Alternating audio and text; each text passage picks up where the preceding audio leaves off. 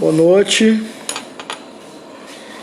Daqui a pouco iremos iniciar esta live, essa entrevista com o ex-secretário de Sustentabilidade, Inovação e Resiliência da Prefeitura de Salvador, André Fraga. Amanhã teremos uma live com o biólogo Gilvan Mota.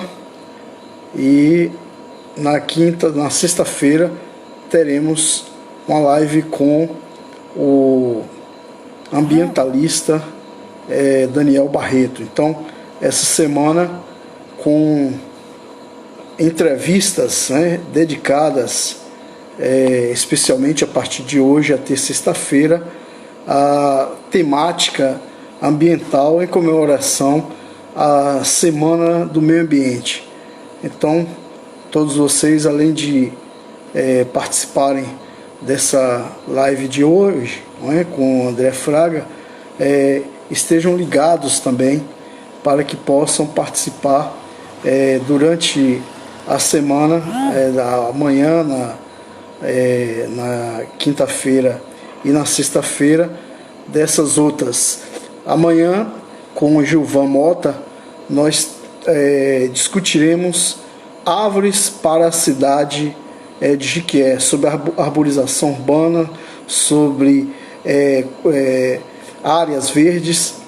E na sexta-feira, com o Daniel Barreto, nós teremos uma entrevista a respeito da legislação e da política ambiental no Brasil, que neste governo de Bolsonaro vem sendo, mais do que qualquer outro governo, atacada e destruída, a legislação e a política ambiental. Então são temas extremamente importantes que vão sendo discutidos essa semana, temas que estão relacionados ao nosso cotidiano e temas que são de fundamental importância para a melhoria da qualidade de vida, não só do ambiente, mas também das pessoas. Então a gente está aguardando aqui a entrada para que a gente possa iniciar esse tema tão importante, que é a questão da sustentabilidade de cidades. Já está aqui conosco o ex-secretário de Sustentabilidade, Inovação e Resiliência da Prefeitura de Salvador, André Fraga, que é nosso companheiro também de muito tempo, do Partido Verde. Temos a honra de participar das lutas ambientais junto com o Partido Verde. A gente gostaria, inclusive, de saudar todos os membros do Partido Verde que estão nesse momento entrando e participando dessa live.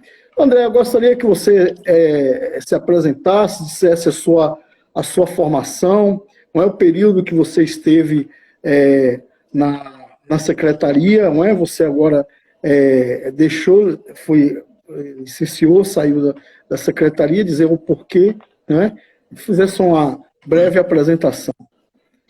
Obrigado, Dominguinhos, pelo convite. Antes de mais nada, parabenizar pela iniciativa, Você que carrega aí contigo essa militância pela cultura, com a Cotoxó, uma revista no meio do sertão, que fala de cultura, de meio ambiente, enfim.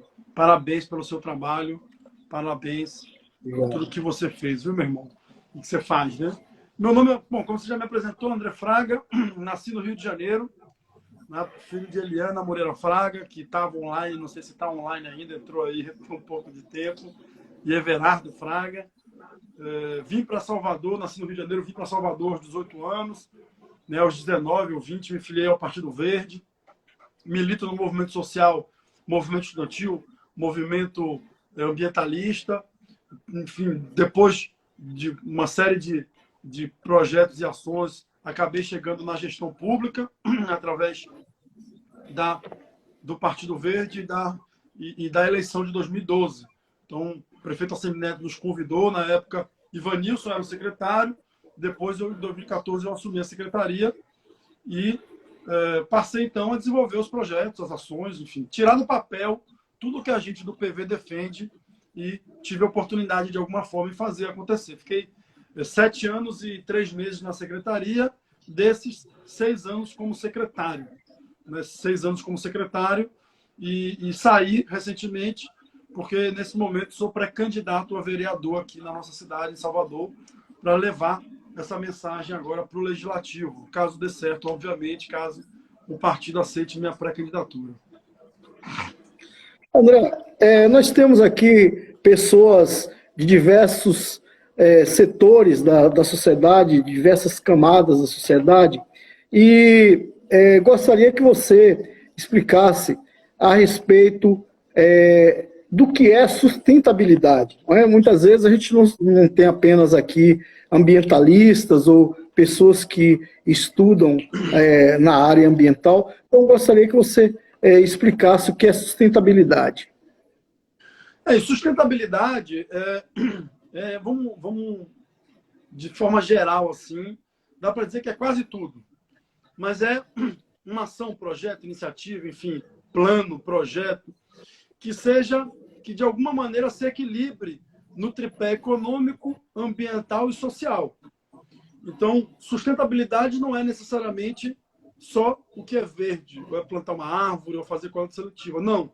Sustentabilidade precisa ser uma grande conexão entre essas dimensões. Precisa ser socialmente justo, economicamente viável e ambientalmente equilibrado. Vamos lá, então, se a gente pegar, por exemplo, vai falar, mas André, mas esse negócio de sustentabilidade é da classe média, é de quem tem dinheiro, o pobre não está nem aí com isso. Eu acho que o pobre, ele precisa, o dia que, se a gente conseguir chegar no nível de mostrar, através da educação, para as pessoas em vulnerabilidade, a importância, por exemplo, de forma geral, elas sabem disso, né? Porque elas vivem, por exemplo, em áreas de forma muito precária. Então, com baixo índice de cobertura do saneamento, de esgoto, às vezes falta água. Nós estamos vendo agora, com o coronavírus, né, a dificuldade que está sendo, porque muitos bairros no Brasil inteiro têm dificuldade de acesso de água, que é o básico, imagina álcool em gel. Então, falar de sustentabilidade é falar de reduzir desigualdade, é falar de tecnologias limpas, é falar de emprego, dinheiro, renda para as pessoas. E falar de sustentabilidade é isso. André, qual seria o conceito de uma cidade sustentável? Não é? Que marcas, que características teriam uma cidade sustentável? Eu acho que, antes de mais nada, Dominguinhos, é uma cidade com um mínimo, na verdade, zero desigualdade. Né? Especialmente na nossa realidade brasileira, nordestina, latino-americana, né, que somos, não dá para pensar uma cidade que possa minimamente almejar ser sustentável sem pensar em reduzir ou eliminar suas desigualdades. Esse é um ponto. Segundo, dito isso, é uma cidade que entrega qualidade de vida, né, de forma geral. Então, se você tem acesso ao transporte de qualidade, se você tem acesso à saúde pública de qualidade, se você tem acesso a parques bem cuidados, para você ter um lazer de qualidade, enfim, a composição desses elementos vai, de forma geral, lhe dar qualidade de vida. E acho que uma cidade sustentável é aquela cidade que nos entrega a qualidade de vida. Então, nesse sentido, falar de sustentabilidade, cidade, mas aí você pode falar cidade sustentável, cidade resiliente, cidades justas, cidades verdes, enfim, tudo isso, no final das contas, são cidades que entregam qualidade de vida. Inicialmente, a secretaria que você assumiu era intitulada Secretaria de Cidade Sustentável. Depois mudou para Secretaria de Sustentabilidade, Inovação e Resiliência. Não é? Por que essa mudança e não é? O que trouxe de novidade em relação a isso? Essa mudança teve várias questões, vários motivos, né, na verdade. Só um segundo, desculpa.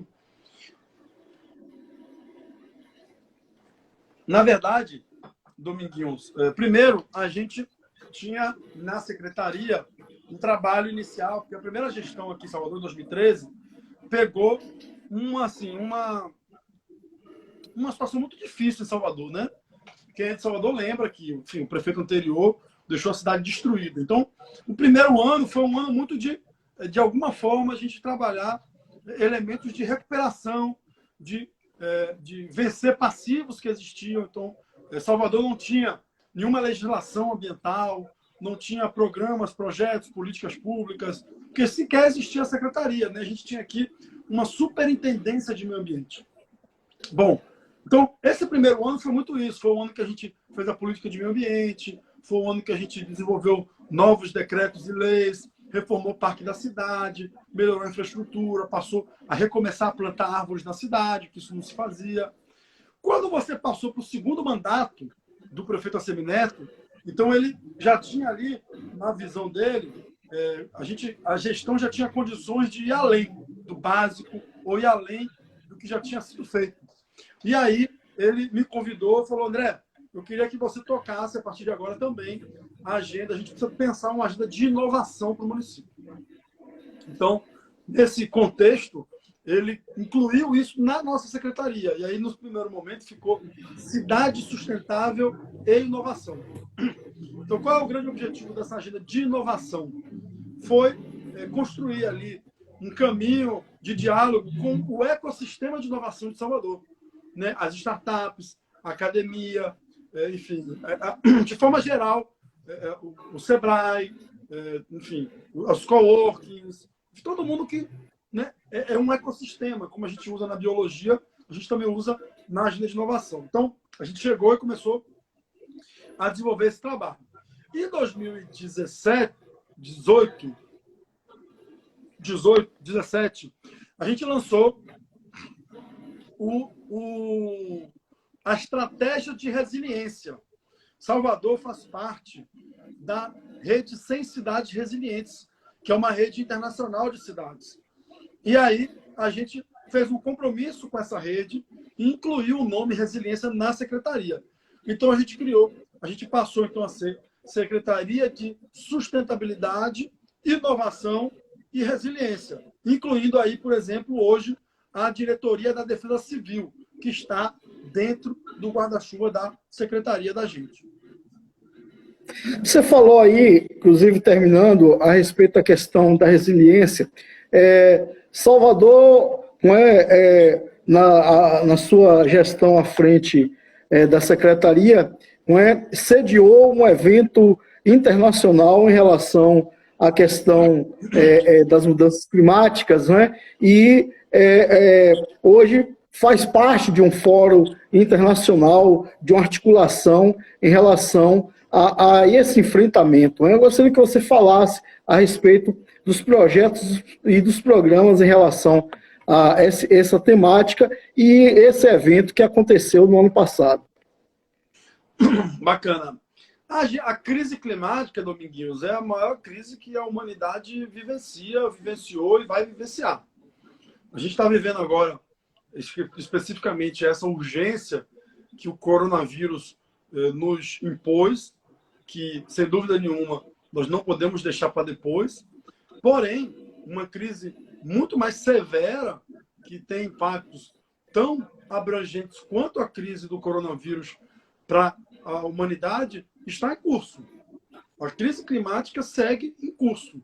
Recentemente, nos últimos dias em Salvador, choveu um volume astronômico, que não se via há muito tempo. Então, essa crise climática é fundamental que tenha ação de todos nós. E os governos locais não ficam de longe disso. Então, Salvador assumiu compromissos voluntários para ajudar a cumprir a meta do Acordo de Paris. Então, o prefeito Assemineto, na época, assinou esse compromisso de desenvolver um plano, de fazer ações, de forma voluntária, porque você sabe que esses acordos globais são acordos muito direcionados por nações, né, por países. Então, nesse sentido, os governos locais, o que a gente chama de paradiplomacia, eles também passaram a atuar e, em alguns casos, fazer muito mais do que os governos nacionais. Pega o exemplo dos Estados Unidos, né? Estados Unidos, o presidente saiu do Acordo de Paris, enquanto estados e prefeituras seguem implementando programas e projetos de mudanças climáticas. Então, no caso de Salvador, parecido, né? Desculpa aí, precisei espirrar. No caso de Salvador, Tranquilo.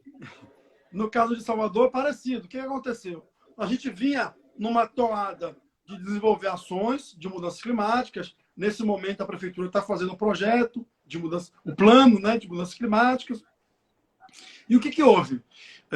A gente lá ainda, quando o Edson Duarte era ministro do Meio Ambiente, ele me ligou um dia e falou: André, queria levar para Salvador a Semana de Clima da América Latina e Caribe. Vocês topam? O prefeito topa? Falei com o prefeito Assemi Neto, ele topou na hora. Eu falei, né, Edson, pode trazer. Edson conseguiu, trouxemos para Salvador. Houve a transição do governo federal. Bom, até aí estamos lá, estamos tocando a vida, fazendo e tal. Um dia eu recebo uma ligação de um desses milicos que estão aí no governo e me diz que, olha, veja bem, nós não queremos fazer esse evento não, esse negócio de ONG aí e tal. Eu falei, mas rapaz, né, o secretário lá, né, do Ministério, falou, secretário, não é interessante você fazer o evento para colocar a visão do governo?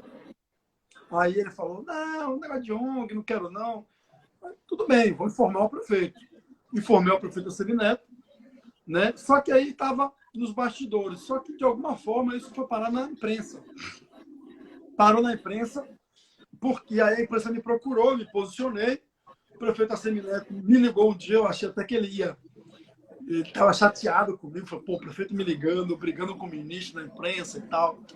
E aí, na verdade, ele me ligou e falou assim, André, você acha que a gente pode fazer esse evento sem o governo federal?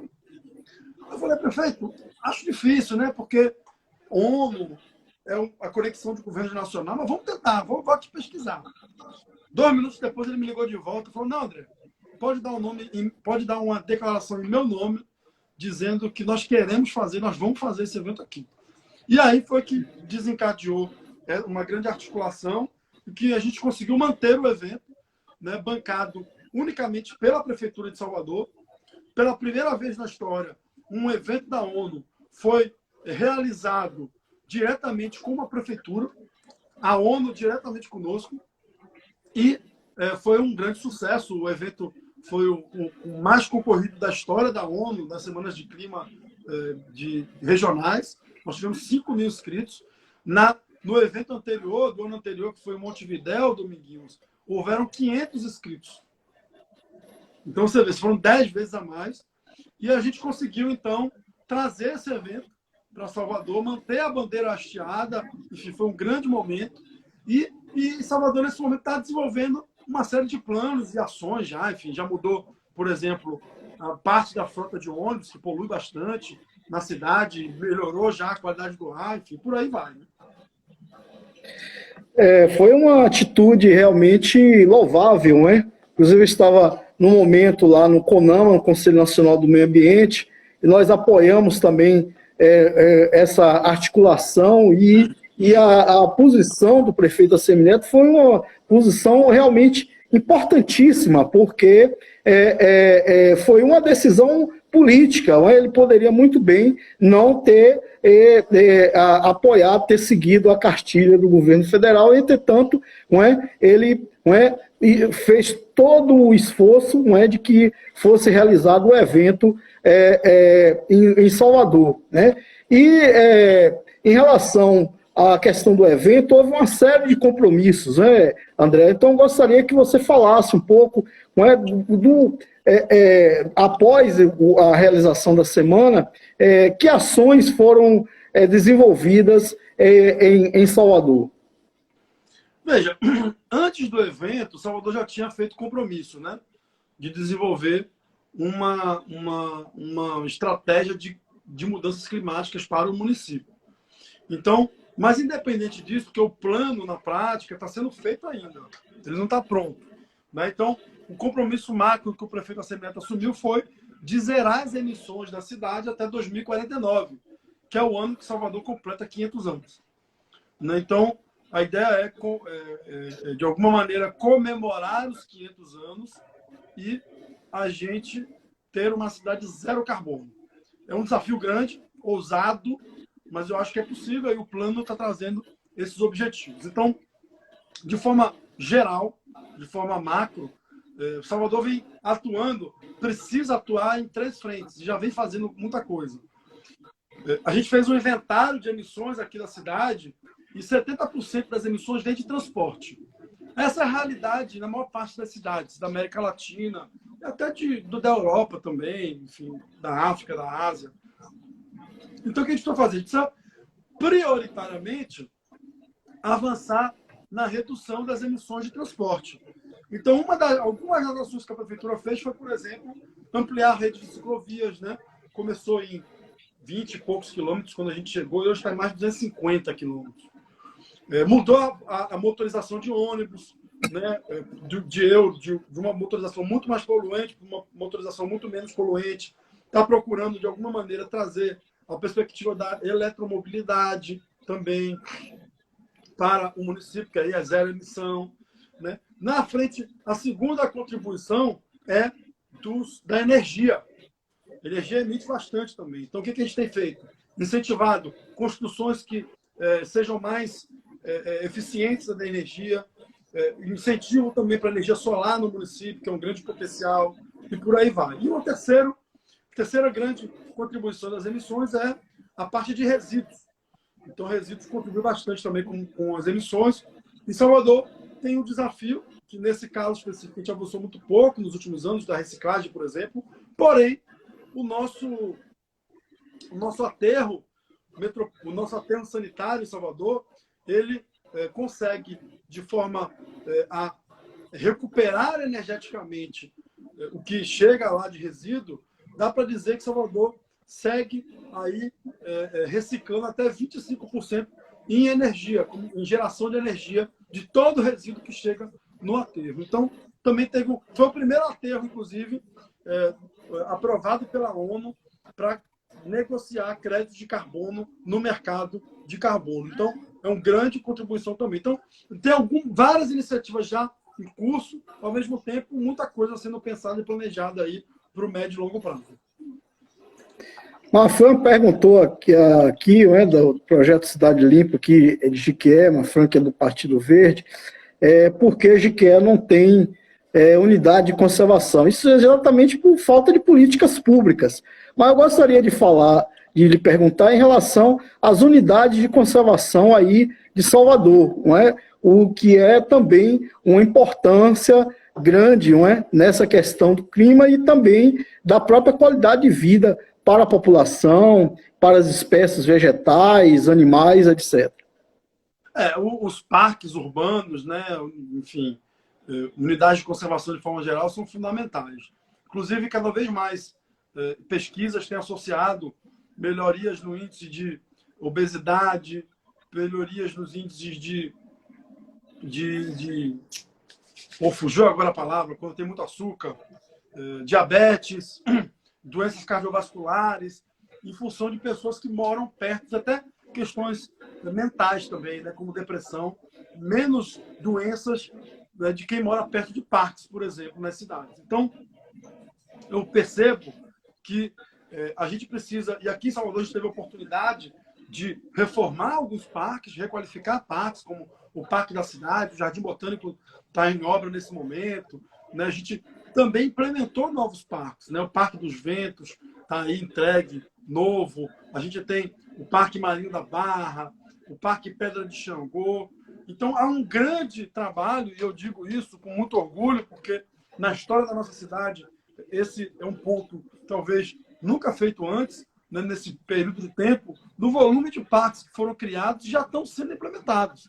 Então, acho que esse é um grande legado e é fundamental que, óbvio, haja aí, de alguma maneira, vontade política do poder público, mas, por outro lado, a sociedade civil pode se organizar.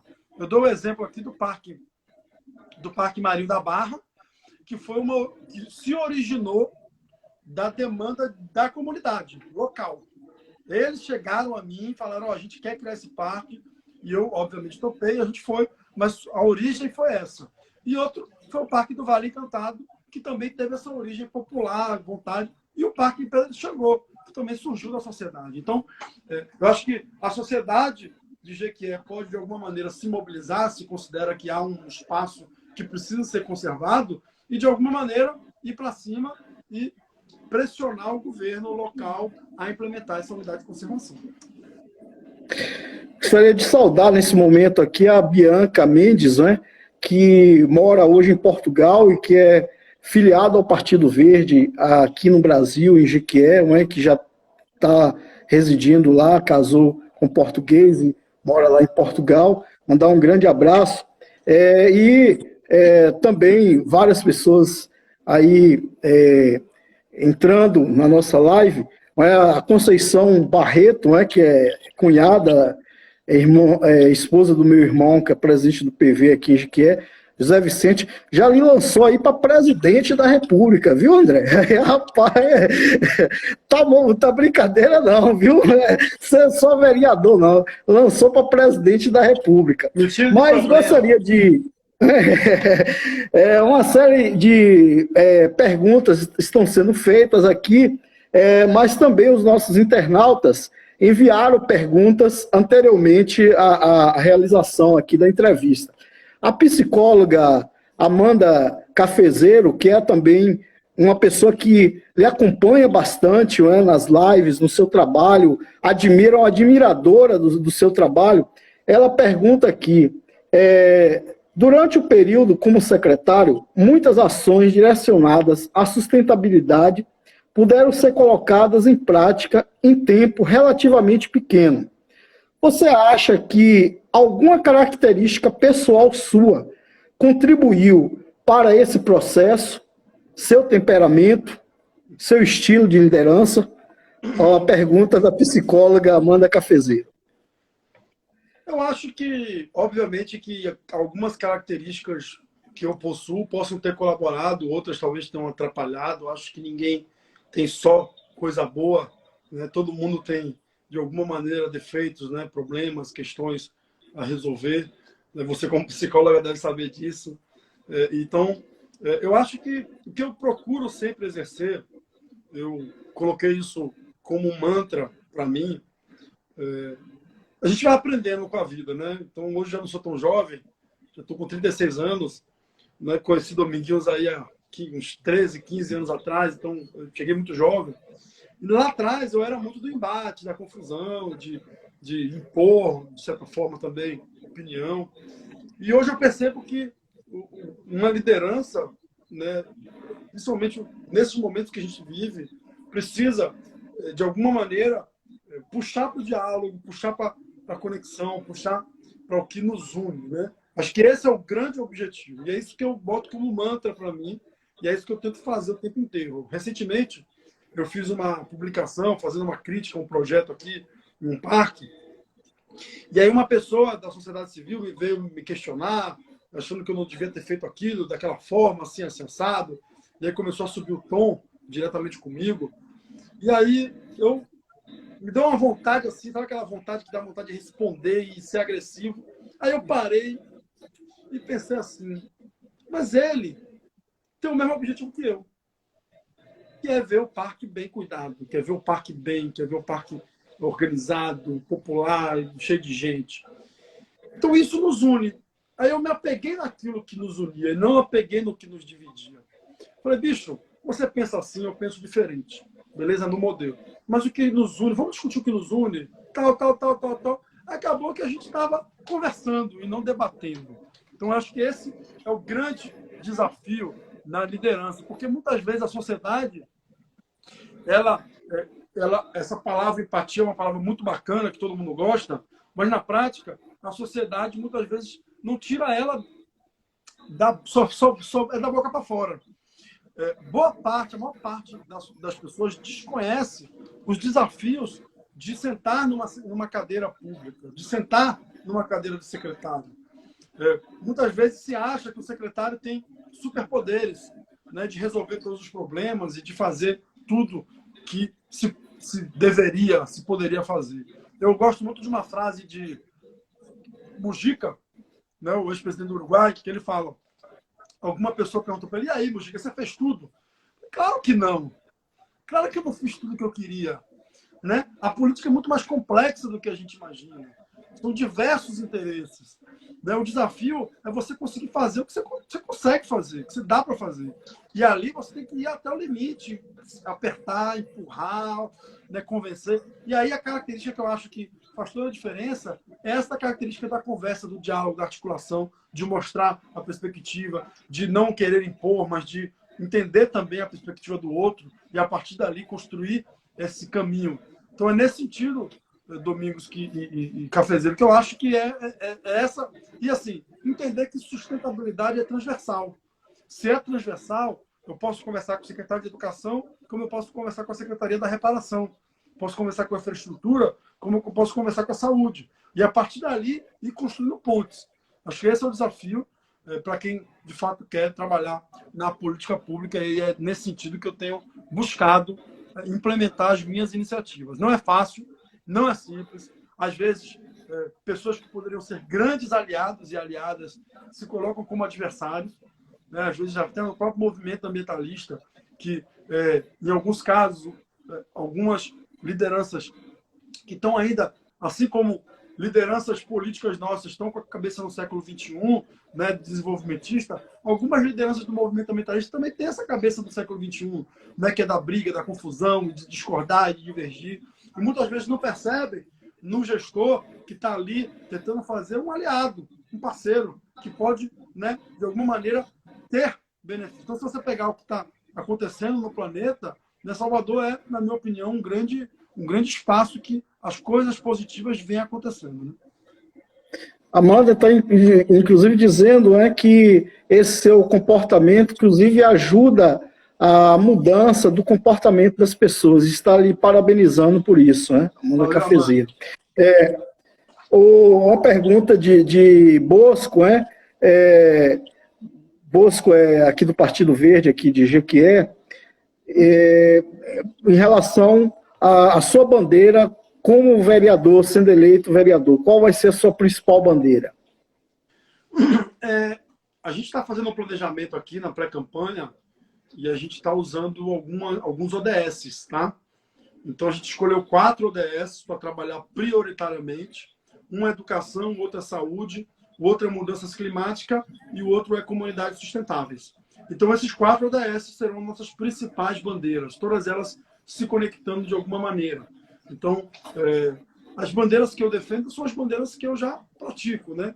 Então, sustentabilidade, empreendedorismo, educação, né?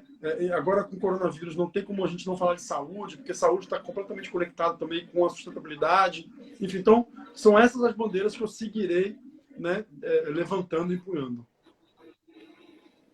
Gostaria também de saudar aqui a ex-vereadora, ex-vice-prefeita Rita Rodrigues, né?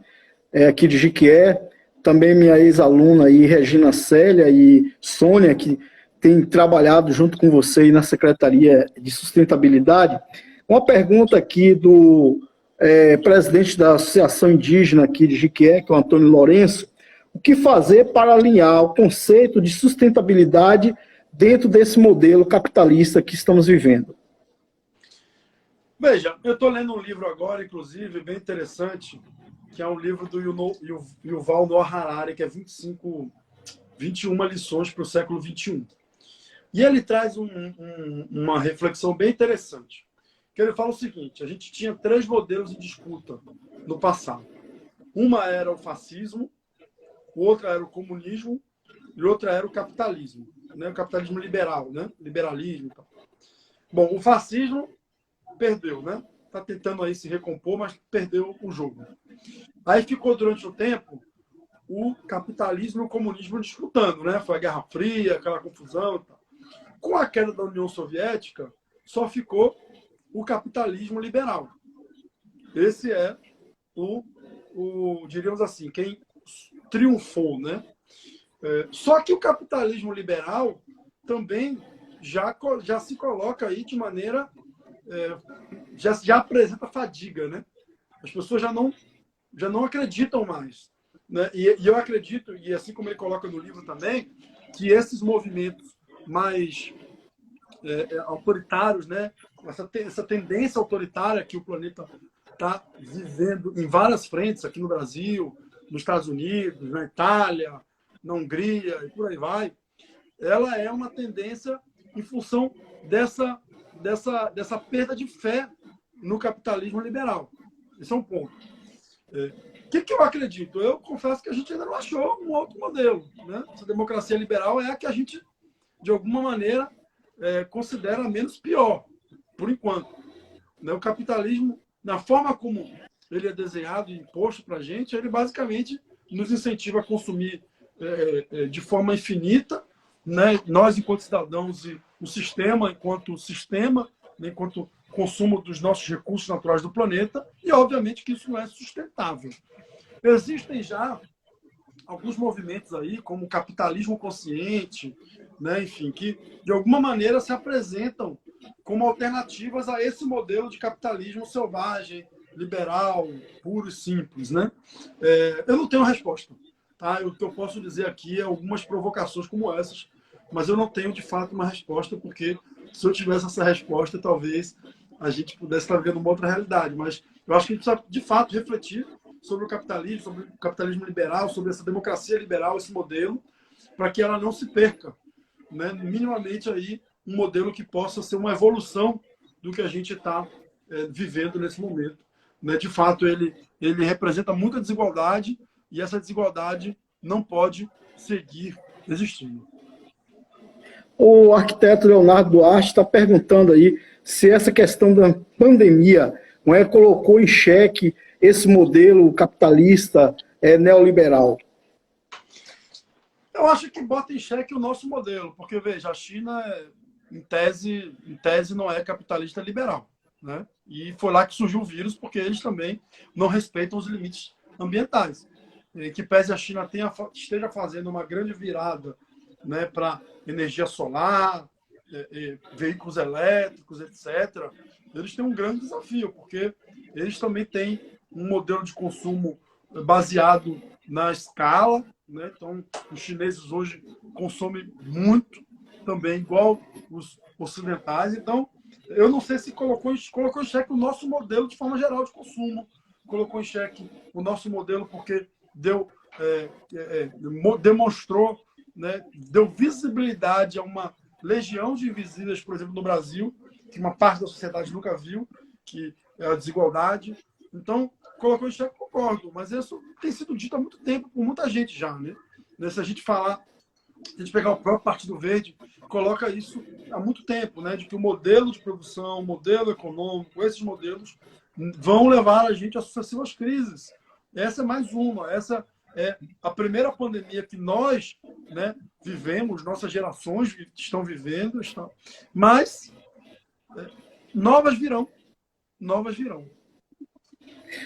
Amanda Cafezeiro levanta aí uma bandeira que é uma das bandeiras do Partido Verde, que é economia ecológica. Eu gostaria que você falasse a respeito da economia ecológica.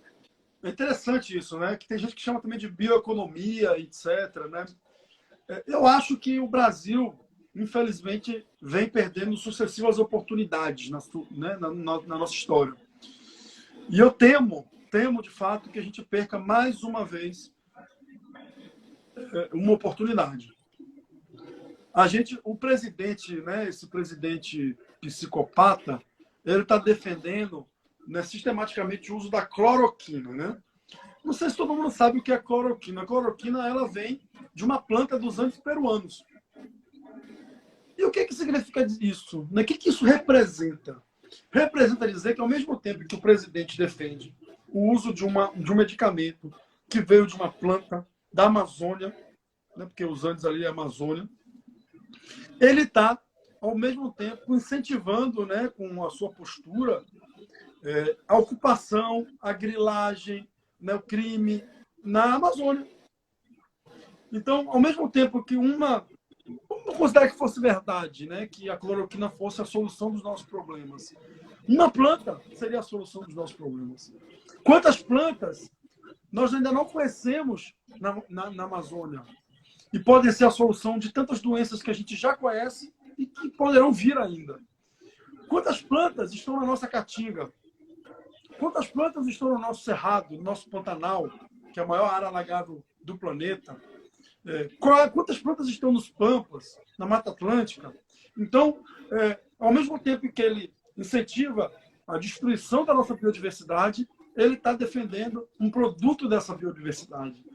É bem complexo isso, porque isso representa o que é o nosso país no momento, né? Não percebe o grande ouro, a grande mina que nós temos, que é a biodiversidade, que o Brasil é o país mais mega diverso do planeta e deveria usar isso nesse processo de inovação, nesse processo de desenvolvimento de novas tecnologias, de biotecnologia, fazer da bioeconomia exatamente essa transição para a economia de baixo carbono, enfim. Temos sol, temos vento, temos tudo para fazer do país a grande potência do século XXI, mas está difícil, viu, galera?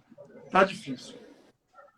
Com esse, como você disse, um psicopata, e com, em vez de a gente poderia chamar de ministro, a gente poderia chamar de sinistro, não é, do meio ambiente, não é? O cara que entrou no Ministério do Meio Ambiente que é contra o meio ambiente, não é? Nunca se viu algo desse sentido. Ele fez, inclusive, com que reunisse vários ministros do meio ambiente, inclusive o ex-ministro Edson Duarte, que fez um bom trabalho, não contrário a essa situação que chega a ser algo absurdo. Não é? Ele, inclusive, disse que iria aproveitar a pandemia, não é, para passar a boiada por cima da legislação ambiental, não é, da política ambiental. Qual a sua opinião a respeito disso? O que a sociedade civil pode fazer para barrar esse sinistro, essa figura terrível contra o meio ambiente? Eu acho que é um método deles, Dominguinho. Se você pegar, por exemplo, ontem o presidente da Fundação Palmares fez a mesma coisa, só que na área, né, do racismo, né? Ele fez essa mesma coisa que o Salles faz na área ambiental, desconstruir a política por dentro. Então, eles têm isso como método. Eu acho que a sociedade precisa se organizar. Então, por exemplo, os partidos, os parlamentares, o PV, por exemplo, solicitou aí que o ministro seja convocado para se explicar sobre as suas posições, sobre a declaração que ele deu naquela reunião, né, de psicopatas, porque não tem. Eu fico pensando, uma pessoa séria naquela reunião, como se sentiria? Né? Ficaria extremamente incomodado, porque só tem psicopata ali, né? Você vê a fala de cada um, são falas completamente loucas, sem noção, ou, na verdade, com um método de construir divisão no país, de construir conflito no país, de fazer com que isso vire uma realidade para que eles possam governar. Então, isso é um método e a gente precisa estar estruturado com pessoas, com organizações que questionem e vão para cima dessas sacanas. Cândido Requião, inclusive, colocou o professor Cândido Requião que ele cometeu um crime, não é? Na verdade, ao invés de estar defendendo o meio ambiente, ele está sendo contra o meio ambiente. Mas voltando, André, em relação às políticas de sustentabilidade, porque, inclusive, isso serve de exemplo. Nesse momento, nós estamos discutindo em Jequié, não é, a questão da sustentabilidade, não é, para a cidade. Não é? Quais as ações, não é, você deixou, não é, como legado lá de sustentabilidade? Quais os principais projetos foram desenvolvidos em Salvador que você apontaria para essa sustentabilidade que pode servir como modelo para outras cidades? Veja, em Salvador, a gente tem que trabalhar sempre à escala, né? Salvador é uma cidade com 3 milhões de habitantes, uma cidade super adensada, uma cidade muito desigual, uma cidade que ainda possui bons remanescentes de Mata Atlântica, e que podem e devem ser preservados. Então, esse é um ponto. Então, nesse aspecto, a gente conseguiu desenvolver uma boa política de implementação e de criação de novos parques e de reforma de parques, de arborização urbana. né, envolvendo as pessoas, engajando os cidadãos. Acho que esse é um ponto que eu gosto muito. Incentivos para a construção sustentável, IPTU verde, IPTU amarelo, outorga verde, são projetos também que deixaram um bom legado para a nossa cidade e que seguirão aí dando frutos ao longo dos próximos anos. A gente teve ações especificamente no projeto, na área de inovação, que foi o Colabore, que é um espaço físico de incubação e aceleração de negócios que tenham conexão com os objetivos do desenvolvimento sustentável. Então, isso é muito bacana também. Foi um projeto inovador que a gente está, inclusive, dialogando para levar para outros municípios. Teve também, na agenda de resiliência, a estratégia de resiliência, que vem sendo implementada, já em curso. A gente teve, em toda essa agenda também, aí, o diálogo com outros atores governamentais para, de alguma maneira, colaborar com a implementação de políticas de sustentabilidade em suas próprias secretarias. Então, dialogou muito com a Secretaria de Mobilidade, dialogou muito com a Secretaria de Infraestrutura, para ir construindo essas pontes e, de alguma maneira, a gente nem precisar depois conversar mais. A ideia é que o ideal é que, no futuro, secretarias de sustentabilidade não sejam necessárias, que cada um atue na sua frente, na sua área, e implemente essas ações. Então, esse é o grande objetivo. A gente também teve um programa muito legal de implementação de hortas urbanas aqui, que foi bem legal. Assim, foram 50 hortas espalhadas pela cidade. Enfim, é nesse sentido que eu acho que a gente conseguiu fazer um bom trabalho. Dá um abraço aí para a Cíntia Porto, né, que é de Jiquié, está morando em São Paulo. Também para minha sobrinha, a Moana Barreto, que é estudante de Direito, não é? E a todos que estão, nesse momento, entrando aí e discutindo. André, também do ponto de vista da legislação, a Secretaria também contribuiu com a legislação na cidade de Salvador, com leis relacionadas à proteção ambiental, e também fez algo que é fundamental na sustentabilidade, inclusive na ecologia urbana, que é tornar esse tema transversal. Então, gostaria que você falasse dessa contribuição da Secretaria para uma legislação ambiental em Salvador e também dessa articulação para que outras secretarias trabalhassem essa questão da sustentabilidade como algo transversal. Bacana, Dominguinhos. Porque o que acontece? O cidadão comum, ele não percebe a importância da legislação. O cidadão comum, ele gosta muito de ver obra, gosta de ver coisa, né, pronta, mas na prática, a legislação é que molda o nosso cotidiano. Ela que vai dizer o que pode, o que não pode, o que vai ser incentivado, o que não vai. E é uma política pública de planejamento, muitas vezes de bastidor, e que não dá muita visibilidade. Então, a gente conseguiu aqui, por exemplo, a Política Nacional de Meio Ambiente é da década de 80, né? E a gente não tinha em Salvador uma política municipal de meio ambiente.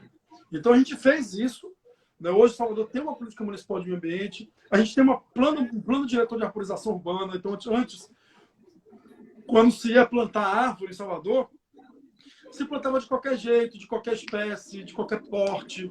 Isso não existia regra. Assim como não existia regra, se alguém precisasse cortar uma árvore, como é que ia compensar? A gente criou essa regra. Né? A gente desenvolveu ainda, a gente está desenvolvendo o plano de mudanças climáticas, o plano de gerenciamento costeiro. Tudo isso são legislações que têm impacto no curto, no médio e no longo prazo da nossa cidade. E que são fundamentais, que permitem, depois, que a sociedade possa fiscalizar a execução, né? Possa fiscalizar se a prefeitura está ou não fazendo aquilo ali. Isso é muito importante.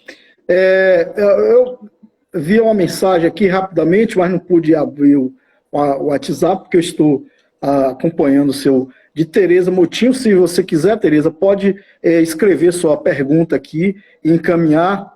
Não é? Mas gostaria que você, a gente já terá chegando para a finalização dessa entrevista, falasse também, como eu disse, em relação a essa articulação da sua secretaria com outras secretarias, não é? Até porque o orçamento, e inclusive algumas pessoas até questionam, uma secretaria de sustentabilidade, o orçamento é muito baixo, não dá para fazer um trabalho, não é? Até alguns verdes pensam assim, temos que pensar em trabalhar, pegar uma secretaria maior e tal, e mesmo com um recurso menor, se conseguiu fazer várias ações e fazer uma articulação com outras secretarias. É isso, Domingos. Eu acho que você precisa ter bons projetos. Óbvio que isso também depende do prefeito ou da prefeita, né? Acho que, no meu caso, eu tive a sorte de ter um prefeito que acredita na ideia e que, de alguma maneira, ele, quando eu levava a ideia para ele topava, dava o dinheiro e fazia acontecer.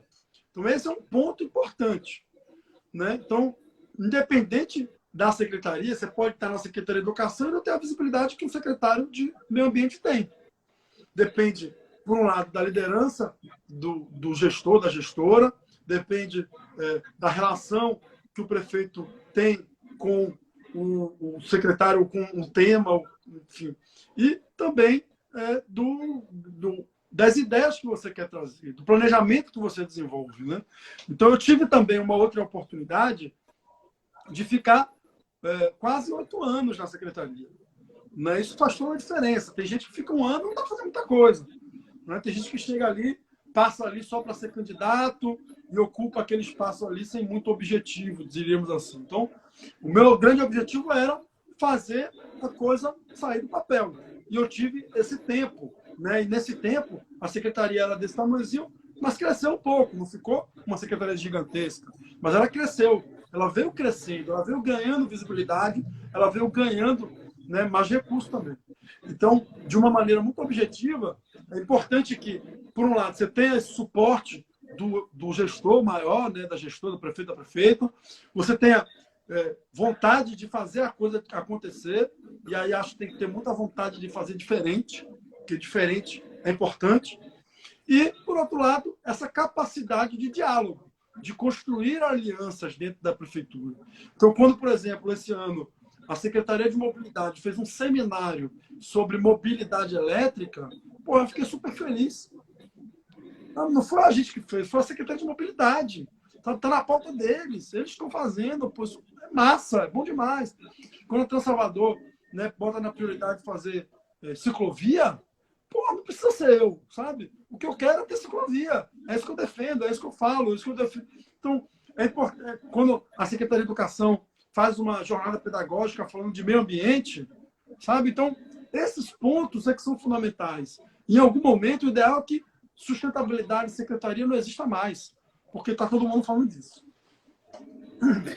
É uma proposta aí interessante de Amanda Cafezeiro, que a gente pode até incorporar o programa dos Verdes aqui, e aí também o programa dos Verdes em Salvador, é que haja na gestão a presença de antropólogos, de sociólogos, não é, de psicólogos, para contribuírem, não é, por conta do conhecimento que cada profissional desse tem, no sentido de mudar o comportamento da população, que eu acho que isso que é algo fundamental. E aí eu gostaria que você, inclusive, falasse a respeito disso, da consciência ambiental, da educação ambiental, no sentido, inclusive, de fazer com que a população tenha consciência da separação do lixo, não é? De preservar uma árvore ao invés de mandar derrubá-la. Então, esse trabalho de educação ambiental que é também fundamental.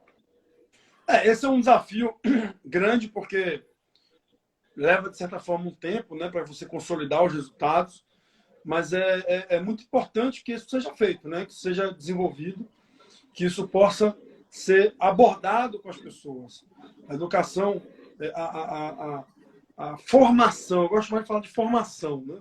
A formação na cidadania ecológica, no meio ambiente, entender essas relações, faz toda a diferença quando um cidadão olha para uma árvore, quando ele olha para o seu resíduo, quando ele olha para a sua comida, quando ele olha, quando ele vai fazer uma compra, né? Então, todas as nossas ações, né, todas as nossas atividades têm impacto lá na ponta. Né? Se eu opto por fazer, né, vocês estão aí em Jequié, é um pouco mais fácil do que em Salvador, né? Quando eu opto por comprar um alimento de um produtor local, de alguém que produz mais perto, que não precisou viajar, transportar, né, que, se for possível, orgânico, né, agroecológico, respeitou a terra, o solo. Né, quando eu vou, terminei de fazer minha comida, sobrou casca, né, eu posso fazer uma compostagem. Né, é tão simples fazer uma compostagem. E aí depois você já se conecta com a jardinagem. E aí você vai com milhões de conexões possíveis de criar essa relação com a sustentabilidade. A sustentabilidade é tudo, gente, é tudo. Né? É mobilidade, é saúde, é educação, é transporte, é tudo. Tudo é sustentabilidade, né? Principalmente consumo. Então, pensar a relação de consumo talvez seja o fator mais importante. A gente falou mais cedo de capitalismo, né? Da crise do capitalismo e tal. Né? Basicamente, se a gente quer, de fato, mudar o nosso formato, vamos pensar como a gente consome. Isso, se a gente mudar a forma de consumir, a gente vai mudar o capitalismo.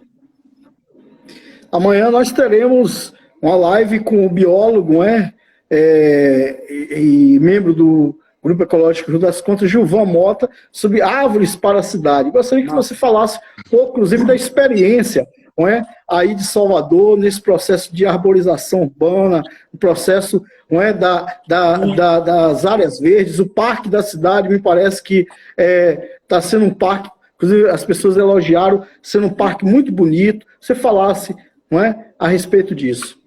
Eu peguei aqui, Dominguinhos, o nosso manual de arborização de Salvador, tá vendo? É um livro que a gente fez. Vocês vão falar de árvores para cidades. Quando a gente chegou, não existia essa regra, não existia padrão. E a gente transformou isso num padrão. Então a gente tem aqui, por exemplo, deixa eu mostrar aqui, ó. Eu tenho orientações de como plantar em calçada. Você está dando para ver.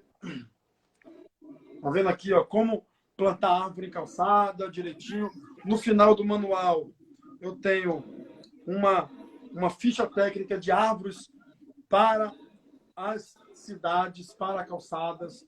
Então, desde pequeno porte, grande porte, todas da Mata Atlântica, tá? Todas do nosso bioma aqui de Salvador, que é o bioma da Mata Atlântica. Esse é um documento que tem em PDF, está no site. Vocês podem jogar aí. Podem jogar aí no Google, né? Manual Técnico de Arborização com Espécies Nativas da Mata Atlântica de Salvador. Pode botar que vocês vão achar facilmente o PDF. E assim, é uma agenda que eu gosto muito. Agora é uma agenda que tem ciência. E muitas vezes o cidadão comum desconhece essa ciência. Né? Tem a espécie adequada, tem o tamanho adequado, tem o local adequado, a época adequada para plantar. É necessário fazer poda. É necessário, às vezes, retirar a árvore, infelizmente. Às vezes é necessário, especialmente porque, no passado, se plantaram espécies equivocadas para o ambiente. Então, a gente precisa entender isso. E muitas vezes o cidadão comum não compreende e faz críticas infundadas e faz, de alguma maneira... E na maior parte dos casos, Dominguinhos, quem critica muito, geralmente é quem nunca plantou árvore na vida. Então, é importante... Eu ia muito para a rádio, quando é natural que pessoas critiquem, né? Recebi uma crítica, a prefeitura cortou uma árvore, fez uma poda, eu falava, fulano, tudo bem, você pode estar com a razão, mas vamos plantar uma árvore? Que dia que você quer vir plantar uma árvore comigo? Escolhe um lugar aí, vamos plantar junto. E a partir daí eu ia quebrando algumas arestas para que a gente pudesse transformar isso de fato em política pública, envolvendo as pessoas. A arborização urbana é fundamental que a gente envolva as pessoas. André, nós estamos chegando para a finalização. Bosco perguntou aí em relação em cidades do interior, e você ter apenas uma diretoria ou uma secretaria. Ou você entende que isso pode ser transversal. Nós já estamos chegando ao final, não sei se vai dar tempo a responder, mas se não der, você já vai fazendo suas considerações finais. Mas obrigado pelo convite. E a gente tem que gravar Obrigado pelo convite, pela qualidade das perguntas, da conversa, todo o time de Jequié, um abraço grande para essa cidade tão bonita. E é isso, eu acho que, independente, se o prefeito quer fazer acontecer, pode ser diretoria, pode